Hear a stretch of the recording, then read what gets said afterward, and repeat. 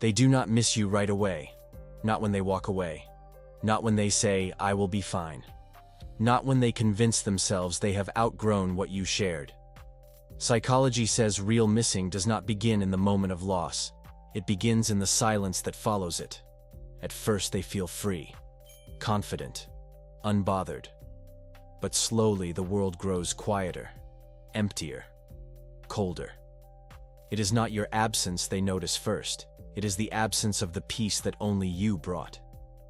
Missing someone does not hit like a wave. It creeps in like the tide, subtle at first, then impossible to ignore, and by the time they realize what they lost, you are no longer waiting for them to remember. Phase 1. The illusion of freedom. They do not miss you when you are gone. They miss you when freedom starts to feel like emptiness. When they first walk away, they feel light. Psychology calls this the temporary liberation effect. The mind's relief from emotional intensity. They tell themselves they need this, that they want space, peace, adventure. They post more, laugh louder, fill their days with noise and distraction. It is not healing. It is avoidance dressed as happiness. Because the brain does not detach immediately, dopamine levels still depend on your presence. Your absence becomes an internal imbalance they do not yet understand. They think they are fine because the silence has not started to echo. But when the excitement fades and the noise settles, that is when it begins. The slow, aching awareness that freedom without connection feels more like loneliness than relief. Phase 2. The echo of routine. Missing someone does not start in the heart. It starts in habit. Psychology calls this behavioral conditioning.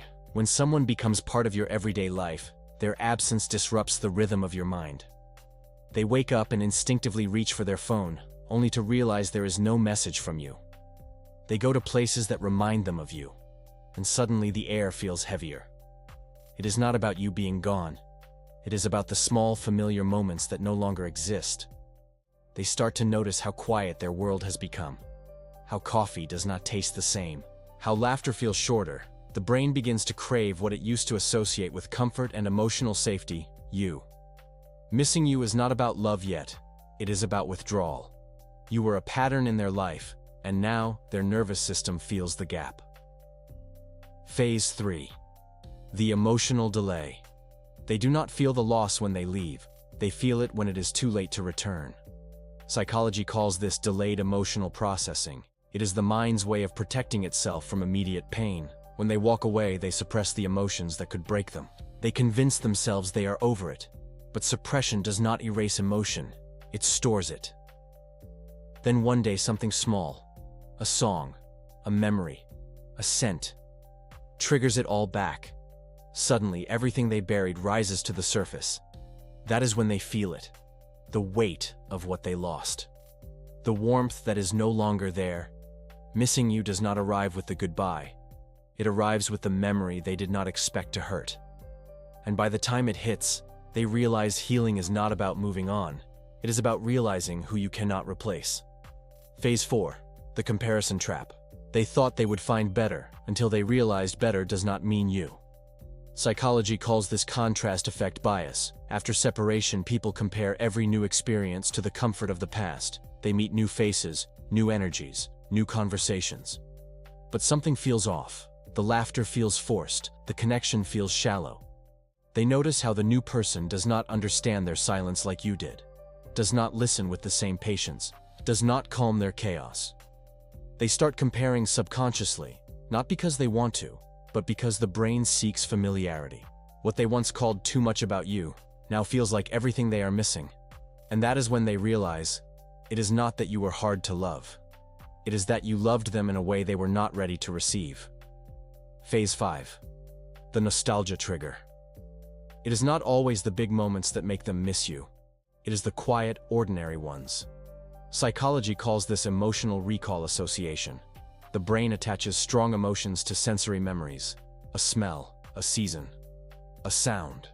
Maybe it is a song you both loved, a cafe you used to visit, or a movie that still carries your laughter in it. These triggers awaken the parts of them that still belong to you. They try to brush it off, but emotion lingers longer than intention. The heart does not care about logic. It cares about what it remembers. And when those memories resurface, they realize they do not just miss the person. They miss the version of themselves that existed when you were around. The version that felt seen, understood, grounded. That is the kind of missing that keeps coming back. Phase 6, the social silence. They start to feel your absence not in solitude, but in a crowd. Psychology calls this social desynchronization. When we are emotionally bonded, our sense of connection synchronizes with another person's presence. Once that is gone, no amount of company feels the same. They can be surrounded by people yet feel emotionally alone. Conversations lose depth, laughter feels forced, everything becomes surface level. That is when missing you turns into loneliness. Because connection is not about proximity, it is about emotional resonance. And once they have experienced that with you, nothing else feels quite right. Every smile becomes a mask, every interaction a reminder that the one person who truly understood them is no longer there.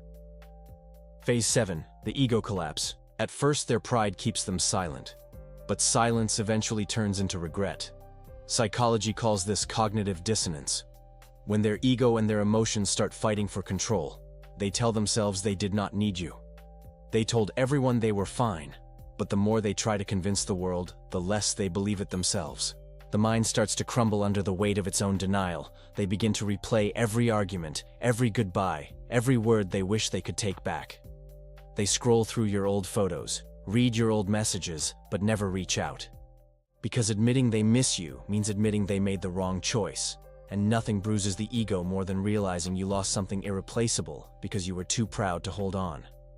Phase 8, the reality check. Missing you turns to pain the moment they realize you have stopped waiting. Psychology calls this emotional realization collapse. It is the moment when denial breaks and truth finally sinks in. They see you moving forward, glowing again. Peaceful, healed. They realize you no longer need them, that your silence is not sadness. It is closure, and that is when regret becomes unbearable. They thought they had time. They thought they could leave and come back when they were ready.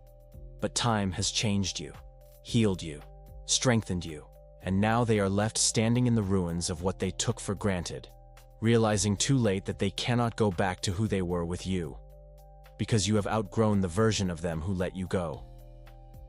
Phase 9. The emotional withdrawal. Missing you starts as memory, but it ends as addiction. Psychology calls this attachment withdrawal. Love releases chemicals like dopamine and oxytocin, which create dependency and emotional regulation. When that is gone, the brain craves it like a substance. They start chasing temporary highs, new people, distractions, anything to fill the void, but nothing works because it is not love they are craving, it is connection. The kind you gave effortlessly. They realize your love was not dramatic, it was steady. It was not loud, it was real. And that kind of connection does not fade. It lingers, it echoes, it haunts. Missing you becomes not a thought, but a feeling they cannot escape. Phase 10. The permanent missing. There is a difference between missing someone and realizing you will never find them again. Psychology calls this emotional integration. It is the stage when they no longer deny the loss. They live with it. You become the reference point for every future connection. They stop checking for you online, stop waiting for your messages. But you still exist in their quiet moments, in their dreams, in the songs they cannot skip. It is not an obsession, it is an imprint. You became part of their emotional DNA, and that never fades. They may move on. They may even fall in love again, but something in them always compares, always wonders, always misses. Because missing you is not an event, it is a sentence. And when they finally understand that, they will wish they never walked away. So when do they start missing you for real? Not when you leave, not when they let go, but when they finally realize you are gone for good, when your peace no longer includes them, when your absence speaks louder than their ego ever did. That is when it hits, slowly, deeply, permanently. Because real missing does not start with distance, it starts with regret.